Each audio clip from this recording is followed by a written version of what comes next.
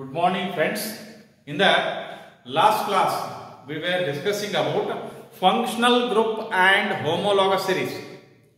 See, let me repeat it once again. Functional group is an atom or group of atom on which the properties of an organic compound depends, or an atom or group of atom which decides properties of an organic compound is called as functional group.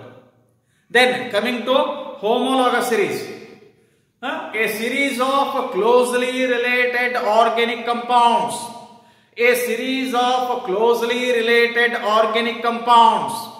which can be represented by a single general formula is called as homologous series.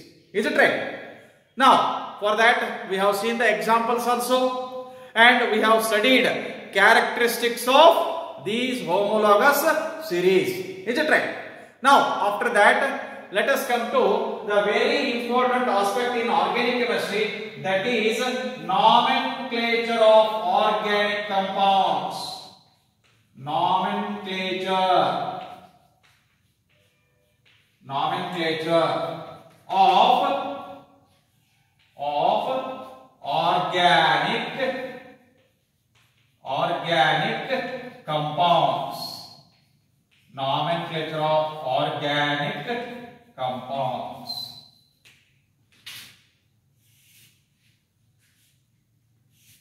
See, it is very important because to understand the organic chemistry, to understand the reactions of organic chemistry ಬರಬೇಕಂದ್ರೆ organic reactions ನಾವು ಬರೀಬೇಕಂದ್ರೆ ನಮಗೆ main ಏನ್ ಗೊತ್ತಿರಬೇಕು ಅಂತಂದ್ರೆ ಆ organic compound ಹೆಸರು ಗೊತ್ತಿರಬೇಕು. ಹೆಸರು ಗೊತ್ತಿದ್ರೆ ಏನಾರ ಮಾಡಬಹುದು. ಆರ್ಗ್ಯಾನಿಕ್ ಕಾಂಪೌಂಡ್ ಯಾವ್ದು ಅನ್ನೋದನ್ನ ನಿಮಗೆ ಬರೆಯಕ್ ಬರಲಿಲ್ಲ ಅಂದ್ರೆ ನಿಮಗೆ ರಿಯಾಕ್ಷನ್ಸ್ ಬರೆಯಕ ಬರುವುದಿಲ್ಲ. ಆ ಒಂದು ಕಾರಣಕ್ಕಾಗಿ ಎಲ್ಲರೂ ಲಕ್ಷ ಕೊಟ್ಟು ಕೇಳ್ರಿ, ನಾಮೆನ್ಕ್ಲೇಚರ್ ಆಫ್ ಆರ್ಗ್ಯಾನಿಕ್ ಕಾಂಪೌಂಡ್ ನಾವು ಯಾವ ರೀತಿಯಾಗಿ ಮಾಡಬೇಕು. ಇಲ್ಲಿ ಎರಡು ರೀತಿಯಾಗಿರ್ತಕ್ಕಂಥ ವಿಧಾನಗಳದಾವ.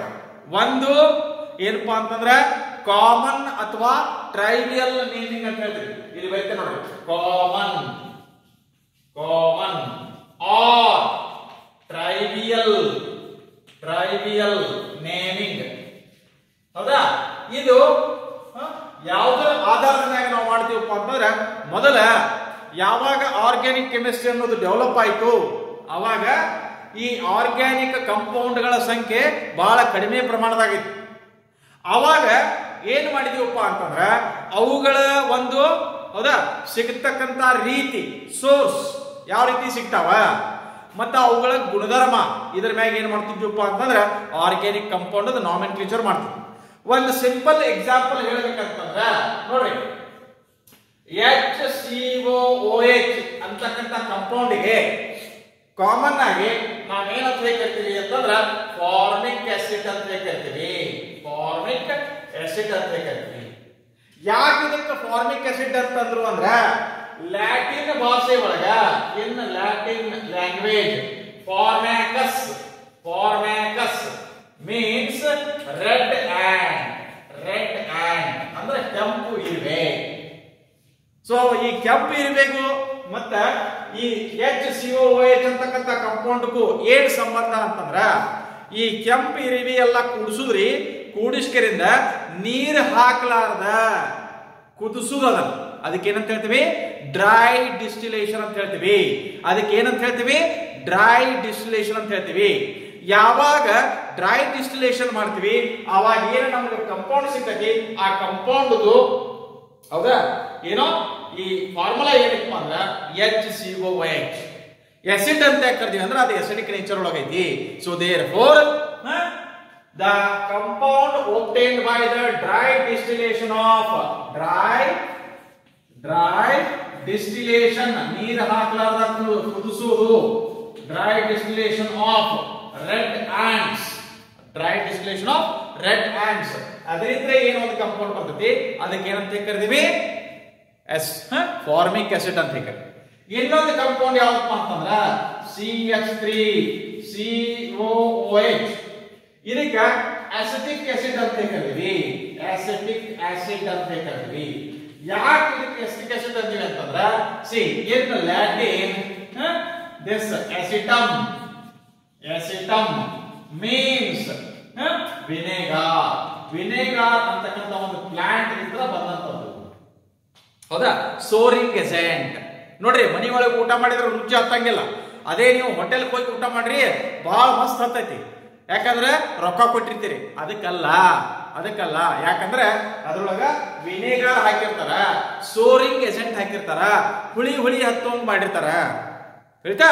ಸೊ ಇದರಿಂದಾಗಿ ಏನಾಕೈತಪ್ಪ ಅಂತಂದ್ರೆ ನಮಗ ಹೋಟೆಲ್ ಒಳಗಿನ ಊಟ ರುಚಿ ಹಸ್ತೈತಿ, ಮನಿ ಒಳಗಿನ ಊಟ ರುಚಿ ಹತ್ತಂಗಿಲ್ಲ. ಆಯ್ತಾ?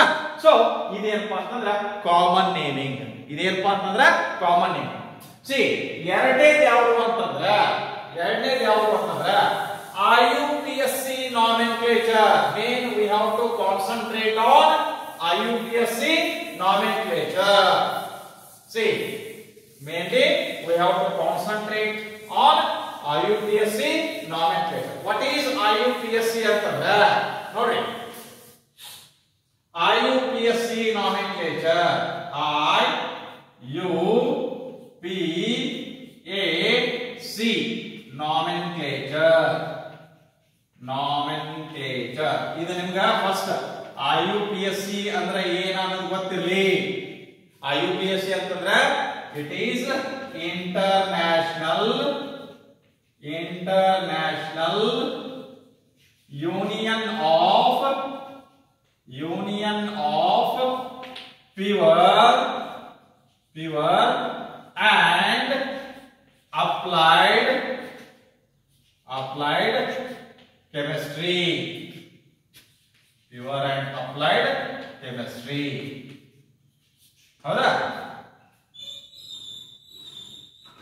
ಶುದ್ಧ ಮತ್ತು ಅನ್ವಯಿಕ ರಸಾಯನಶಾಸ್ತ್ರದ ಅಂತಾರಾಷ್ಟ್ರೀಯ ಸಂಸ್ಥೆ. ಪ್ಯೂರ್ ಶುದ್ಧ, ಅಪ್ಲೈಡ್ ಅನ್ವಯಿಕ ಅಂದ್ರೆ ಅನ್ವಯಿಸುವುದು, ಅಪ್ಲೈ ಮಾಡುವುದು. ಪ್ಯೂರ್ ಅಂಡ್ ಅಪ್ಲೈಡ್ ಶುದ್ಧ ಮತ್ತು ಅನ್ವಯಿಕ ಕೆಮಿಸ್ಟ್ರಿ ರಸಾಯನಶಾಸ್ತ್ರದ ಇಂಟರ್ನ್ಯಾಷನಲ್ ಯೂನಿಯನ್ ಅಂತಾರಾಷ್ಟ್ರೀಯ ಸಂಸ್ಥೆ. ಆಯ್ತಾ? ಸಿ ಇದು ಏನ್ ಮಾಡ್ತೈತಪ್ಪ ಅಂತಂದ್ರೆ ಕೆಲವೊಂದಿಷ್ಟು ರೂಲ್ಸ್ ಅನ್ನ, ಕೆಲವೊಂದಿಷ್ಟು ಗೈಡ್ ಲೈನ್ಸ್ ಅನ್ನ ಹಾಕಿಕೊಡ್ತೈತಿ. ಸಿ ಈಗ IUPAC ನೇಮ್ ಅಂದ್ರೆ ಏನೇನು ಹೊಂದಿರ್ತೈತಿ? IUPAC name of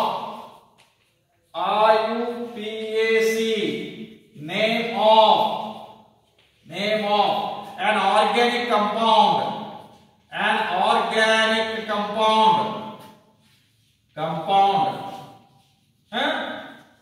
consists of ಏನೇನು ಹೊಂದಿರ್ತೈತಿ? consists of ಒಂದನೇದು ಏನಪ್ಪಾ ಅಂತಂದ್ರೆ first one is root word. Second one ಏನಪ್ಪಾ ಅಂತಂದ್ರೆ ದಟ್ ಈಸ್ ಸಫಿಕ್ಸ್. ಹೌದಾ? ಮೂರನೇದು ಏನಪ್ಪಾ ಅಂತಂದ್ರೆ ಪ್ರಿಫಿಕ್ಸ್. ಪ್ರಿಫಿಕ್ಸ್ ಇರಬಹುದು, ಇರ್ಲಿಕ್ಕಿಲ್ಲ. ಪ್ರಿಫಿಕ್ಸ್ ಹೌದಾ? ಕೆಲವೊಂದಿಷ್ಟು ಕಡೆ ಪ್ರಿಫಿಕ್ಸ್ ಅನ್ನೋದು ಬರ್ತೈತಿ, ಕೆಲವೊಂದಿಷ್ಟು ಕಡೆ ಬರಂಗಿಲ್ಲ. ಹೌದಾ? C prefix. Is it right? So first let us come to what is root word. Root word ಅಂದ್ರೆ ಏನು? Root word. It gives number of carbon atoms present in the selected carbon chain. It gives number of carbon atoms in selected longest possible carbon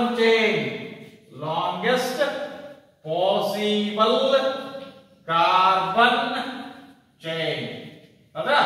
ನಾಮಿನೇಚರ್ ಮಾಡ್ಬೇಕಾದ್ರೆ so roots ಏನ್ ಬರ್ತಾವ ಅವಾಗ ಗೊತ್ತಾಗತ್ತೆ. ಇಲ್ಲಿ ಮೊದಲು root word ಅಂದ್ರೆ ಏನು? It tells us about number of carbon atoms. So ಇಲ್ಲಿ ನೋಡಿ, ಈಗ Suppose if you want to take the table. Suppose if you want to take a table. Alright.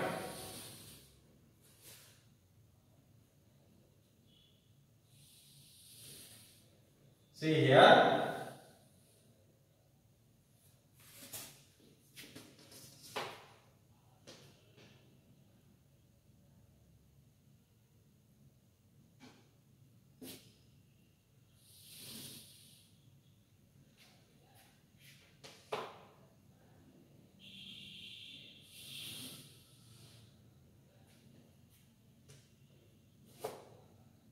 ನೋಡಿ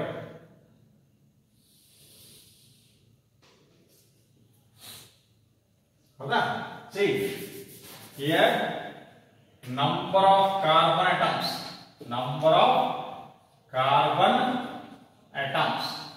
root word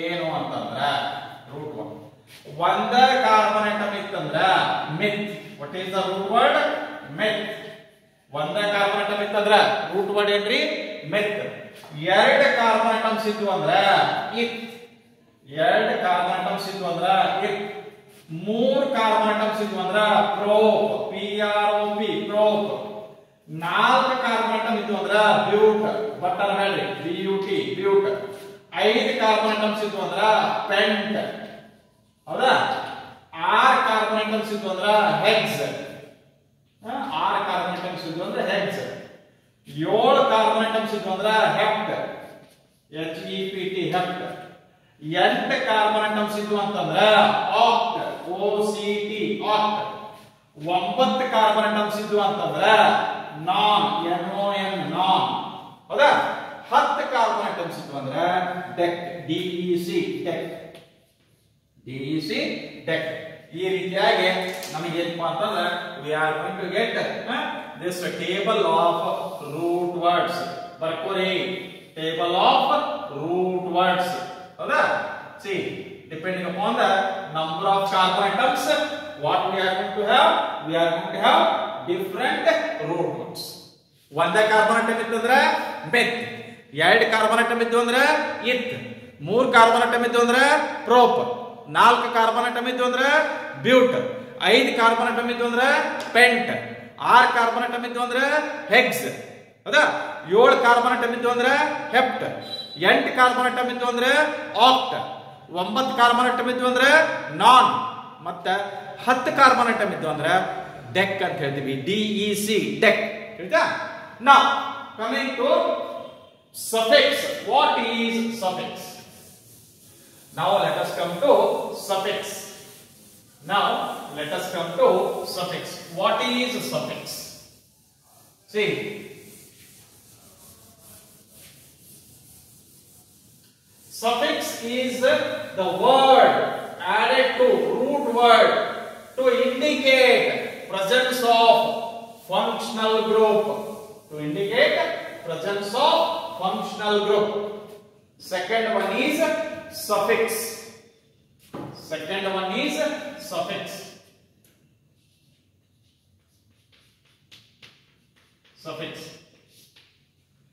It is the word added to root word to indicate the presence of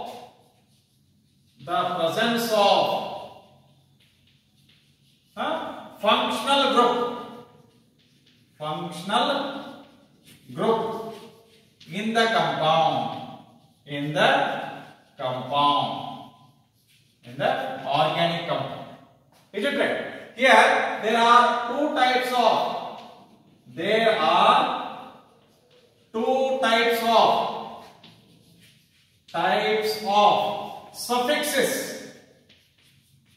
suffixes. ಹೌದಾ ಯಾವ್ಯಾವು ಅಂತಂದ್ರೆ primary suffix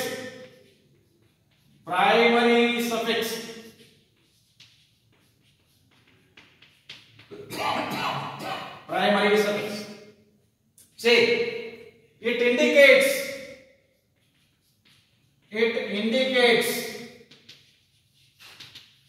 the nature of carbon carbon bonding, carbon carbon bonding in the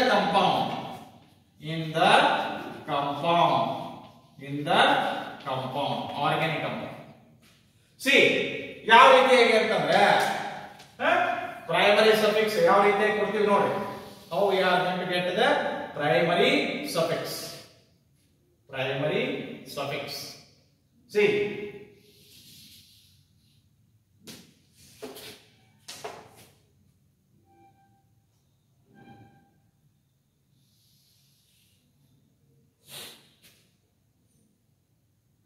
nature of bonding and primary suffix. Nature of bonding and primary suffix.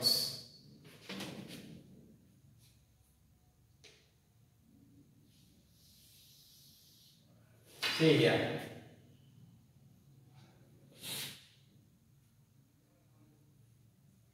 The nature of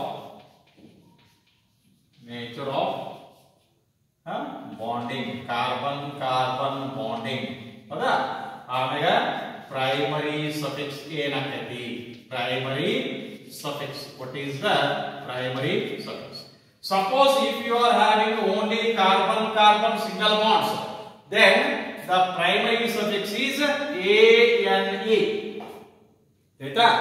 ಎಲ್ಲಾ carbon carbon single bond ಇದ್ದು ಅಂತಂದ್ರ ಆ compound ಒಳಗ ಅವಾಗ primary suffix ಏನಕ್ಕಪ್ಪ ಅಂದ್ರ ane. ಇನ್ನ ಒಂದರ ಅಟ್ಲೀಸ್ಟ್ ಒಂದರ ಕಾರ್ಬನ್ ಕಾರ್ಬನ್ ಡಬಲ್ ಬಾಂಡ್ ಇತ್ತಂದ್ರೆ ಅದರದ ಪ್ರೈಮರಿ ಸಫಿಕ್ಸ್ ಏನಕ್ಕಪ್ಪ ಅಂತಂದ್ರ ene. ಪ್ರೈಮರಿ ಸಫಿಕ್ಸ್ ಏನಕ್ಕತಿ ene. ಇನ್ನ ಕಾರ್ಬನ್ ಕಾರ್ಬನ್ ಟ್ರಿಪಲ್ ಬಾಂಡ್ ಏನಾದ್ರು ಇತ್ತಂದ್ರೆ ಹೌದಾ ಅದರದ ಪ್ರೈಮರಿ ಸಫಿಕ್ಸ್ ಏನಕ್ಕತಿ yne. ಸಿ ಇದರ ಬಗ್ಗೆ ನಿಮಗೆ ಈಗಾಗಲೇ ಗೊತ್ತೈತೆ. Alkane ane, alkene ene, alkyne yne. Is it right? Now coming to secondary suffix. See, secondary suffix is added to the primary suffix. See, if there is any functional group in the compound, ಅಲ್ಲಿ ಯಾವುದಾದ್ರೂ ಒಂದು functional group ಇತ್ತು ಅಂತಂದ್ರೆ ಯಾವ functional group ಐತಿ ಅನ್ನೋದನ್ನ indicate ಮಾಡಕ್ಕೆ ಏನ್ ಮಾಡ್ತೀವಪ್ಪ ಅಂತಂದ್ರೆ ಈ ಸೆಕೆಂಡರಿ ಸಫಿಕ್ಸ್ ಆಡ್ ಮಾಡ್ತೀವಿ. ಯಾವುದಕ್ಕೆ ಆಡ್ ಮಾಡ್ತೀವಿ? This secondary suffix is added to primary suffix. ಹೌದಾ? ರೂಟ್ ವರ್ಡ್ ಆದ್ಮೇಲೆ ಪ್ರೈಮರಿ ಸಫಿಕ್ಸ್ ಆದ್ಮೇಲೆ ಸೆಕೆಂಡರಿ ಸಫಿಕ್ಸ್ ಬರಬಹುದು, ಬರ್ಲಿಕ್ಕಿಲ್ಲ. ಹೌದಾ? ಫಂಕ್ಷನಲ್ ಗ್ರೂಪ್ ಇತ್ತು ಅಂದ್ರೆ ಸೆಕೆಂಡರಿ ಸಫಿಕ್ಸ್ ಅನ್ನೋದು ಬರೀತೀವಿ. ಫಂಕ್ಷನಲ್ ಗ್ರೂಪ್ ಅನ್ನೋದು ಏನು ಇರಲಿಲ್ಲ ಅಂತಂದ್ರೆ ಸೆಕೆಂಡರಿ ಸಫಿಕ್ಸ್ ಅನ್ನೋದು ಬರಂಗಿಲ್ಲ. ನೋಡಿ, ಈಗ ಅಲ್ಕೇನ್ ಒಳಗ ಮೀಥೇನ್, ಈಥೇನ್, ಪ್ರೊಪೇನ್ ಅಲ್ಲಿ ಯಾವುದು ಸೆಕೆಂಡರಿ ಸಫಿಕ್ಸ್ ಅನ್ನೋದು ಇಲ್ಲ. ಆಯ್ತಾ? C secondary suffix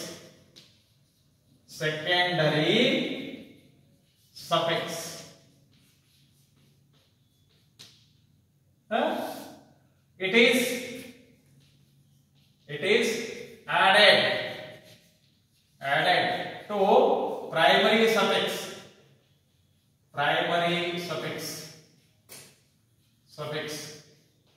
to indicate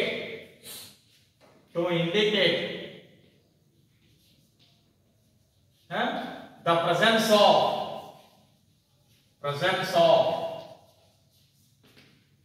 any functional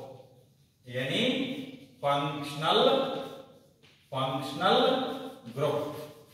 See, while adding secondary suffix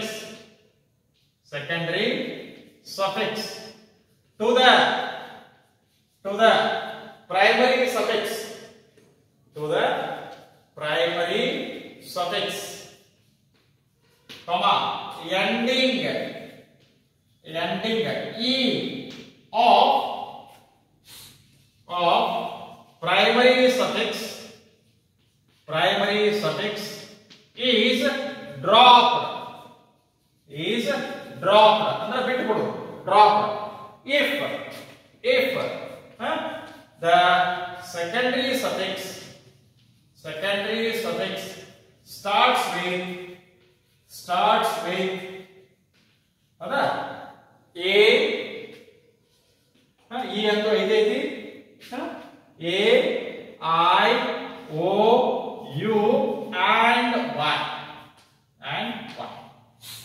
ಒಂದು ಎಕ್ಸಾಂಪಲ್ ಕೊಡ್ತೀನಿ ಸಿ ಇಲ್ಲಿ ಏನಪ್ಪ ಅಂದ್ರೆ CH3OH ಅನ್ನೋದು ಐತಿ ಈ CH3 ಸಿ ಅಂದ್ರೆ ಏನು ಒಂದೇ ಕಾರ್ಬನ್ ಏನಪ್ಪ ಅಂದ್ರೆ ಮಿತ್ ಅದ ಒಂದೇ ಕಾರ್ಬನ್ ರೂಟ್ 1 ಒಂದೇ ಕಾರ್ಬನ್ ಇದ್ದಾಗ no question of single bond or double bond single bond ಬರ್ತೈತಿ ಸೊ ANE ಬರ್ತೈತಿ ANE ಬರ್ತೈತಿ ಇದು ಮಿಥೇನ್ ಏನು ಅಲ್ಲ ಆಕ್ಚುಲಿ ನಿಮ್ದು ಮಿಥೇನ್ ಯಾವುದು ಅಂದ್ರೆ CH4 ಮಿಥೇನ್ ಅದರೊಳಗೆ ಏನ್ ಮಾಡಿವಿ ಈ ಇದ್ರಾಗಿನ ಒಂದು H ಅನ್ನ ಹೊರಗೆ ಹಾಕಿ OH ಅಂತಕ್ಕಂಥ ಗ್ರೂಪ್ ಬಂದೈತಿ ಅಂದ್ರೆ ಆಲ್ಕೋಹಾಲ್ ಆಲ್ಕೋಹಾಲ್ಕ ಹೌದಾ ಫಂಕ್ಷನಲ್ ಗ್ರೂಪ್ ಇದು ಈ ಸೆಕೆಂಡರಿ ಸಫಿಕ್ಸ್ ಯಾವ್ದಪ್ಪ ಅಂತಂದ್ರ OL ಆಗ್ತೈತಿ ಯಾವ್ದ್ರಿಂದ ಸ್ಟಾರ್ಟ್ ಆಯ್ತು O ದಿಂದ ಸ್ಟಾರ್ಟ್ ಹೌದಾ ಸೊ ದೇರ್ಫೋರ್ ಯಾವಾಗ ಇದು O ದಿಂದ ಸ್ಟಾರ್ಟ್ ಆಯ್ತು ಸೆಕೆಂಡರಿ ಸಫಿಕ್ಸ್ O ದಿಂದ ಸ್ಟಾರ್ಟ್ ಆಯ್ತು ಅವಾಗ ಈ ಪ್ರೈಮರಿ ಸಫಿಕ್ಸ್ ಈ ಏನೈತಲ್ರಿ ಅದನ್ನ ಮೈನಸ್ ಮಾಡಿ ಅಂದ್ರೆ ಏನಾಗತ್ತೋ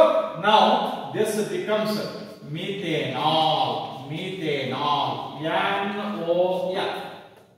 ಅರ್ಥ ಆತ್ರಿ ಹೌದಾ ಮಿಥೇನ್ ಮಿತ್ ಅನ್ನೋದು ರೂಟ್ ವರ್ಡ್ ANE ಅನ್ನೋದು ಪ್ರೈಮರಿ ಸಫಿಕ್ಸ್ ಹೌದಾ ಸೊ OL ಅನ್ನೋದು ಸೆಕೆಂಡರಿ ಸಫಿಕ್ಸ್ ಇದು ಓದಿದ್ರು ಸ್ಟಾರ್ಟ್ ಆಕೈತೆ ಅಂತ ಕೂಡಲೇ ಪ್ರೈಮರಿ ಸಫಿಕ್ಸ್ E ಅನ್ನ ಡ್ರಾಪ್ ಮಾಡಿದೀವಿ ಬಿಟ್ಟಿವಿ ತೆಗೆದು ಹಾಕಿದೀವಿ ಏನ್ ಮಾಡಿದ್ರಿ ಮಿಥೆನಾಲ್ ಅಂತ ಹೇಳ್ಬೋದು ಹೌದಾ ಈಗ ನಾವು ನೋಡ್ಬೇಕಾಗುತ್ತೆ ಏನಪ್ಪ ಅಂತಂದ್ರೆ what are the different secondary suffixes for various functional groups ಬೇರೆ ಫಂಕ್ಷನಲ್ ಗ್ರೂಪಿಗೆ ನಾವು ಈ ಸಫಿಕ್ಸ್ ಅನ್ನ ನೋಡೋಣ ಆಯ್ತಾ ಸಿ ಸಫಿಕ್ಸಸ್ ಇಲ್ಲಿ ಕ್ಲಾಸ್ ಆಫ್ ಕಾಂಪೌಂಡ್ ಆಮೇಲೆ ಹೌದಾ ಅದರ ಫಂಕ್ಷನಲ್ ಗ್ರೂಪ್ ಮತ್ತೆ ಅದರದ ಏನಪ್ಪಾ ಅಂತಂದ್ರೆ ಸಫಿಕ್ಸ್ ಏನಾಗ್ತೈತಿ ಸೆಕೆಂಡರಿ ಸಫಿಕ್ಸ್ ಏನಾಗ್ತೈತಿ let us C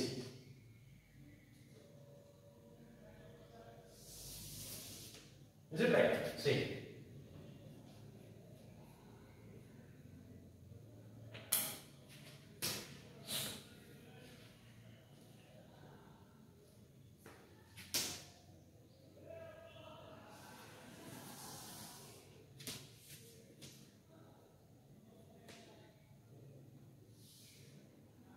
See here.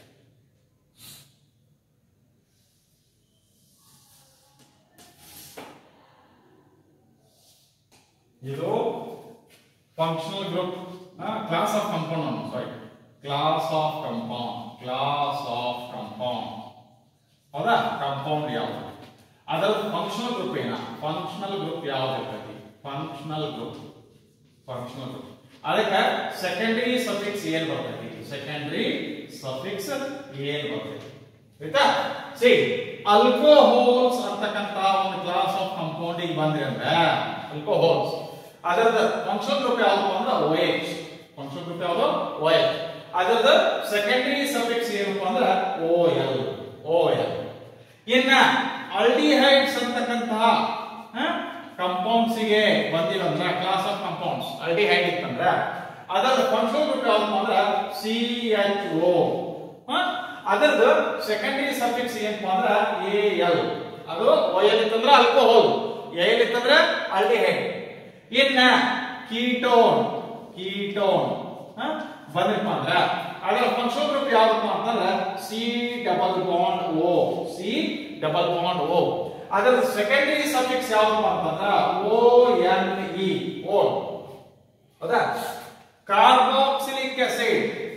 Carboxylic acid acid ಹೌದಾ ಸೊ ಅದರ ಫಂಕ್ಷನ್ ಗ್ರೂಪ್ ಯಾವುದು ಅಂದ್ರೆ COOH COOH ಸೊ ಅದರದ ಸಫಿಕ್ಸ್ ಯಾವುದು ಅಂತಂದ್ರೆ oic acid secondary suffix is oic acid ಹೌದಾ ಆಮೇಲೆ ಇನ್ನೊಂದಷ್ಟು ಫಂಕ್ಷನಲ್ ಗ್ರೂಪ್ಗಳನ್ನು ನಾವು ತಗೊಳ್ಳೋದಾದ್ರೆ ಯಾವ್ದಕ್ಕೆ ಬಂದಿರಿ ಇನ್ನ ಸೈನೈಡ್ಸ್ ಅಥವಾ ನೈಟ್ರೈಡ್ cyanide ಅಥವಾ nitride cyanide or it is also called as nitride ಹೌದಾ CN ಗ್ರೂಪ್ cyanide ಗ್ರೂಪ್ ಅದು CN ಅದಕ್ಕೆ ಸೆಕೆಂಡರಿ ಸಫಿಕ್ಸ್ ಯಾವುದು ಅಂದ್ರೆ nitride nitride ಆಮೇಲೆ ಎಸ್ಟರ್ ಎಸ್ಟರ್ ಫಂಕ್ಷನ್ ಗ್ರೂಪ್ ಯಾವುದು ಅಂತಂದ್ರೆ COOR dash COOR dash so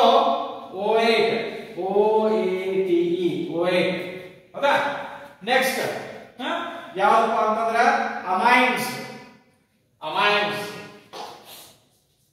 amines ಹೌದಾ ಸಿ ಯಾವುದು NH2 ಗ್ರೂಪ್ NH2 ಗ್ರೂಪ್ ಅಂದ್ರೆ ಅಮೈನ್ ಇಟ್ಸೆಲ್ಫ್ ಹೌದಾ ಇನ್ನೊಂದು ಯಾವ್ದಪ್ಪ ಅಂತಂದ್ರೆ ಅಮೈಡ್ಸ್ CONH2 ಅಮೈಡ್ಸ್ ಅಮೈಡ್ಸ್ ಯಾವುದು CONH2 ಸೊ ಇಲ್ಲೇ ಅಮೈಡ್ ಇಟ್ಸೆಲ್ಫ್ ಸೊ ಇವೇನದವಪ್ಪ ಅಂದ್ರೆ these are the some secondary suffixes so in the next class we will discuss into prefix what is prefix and what are the types of prefixes thank you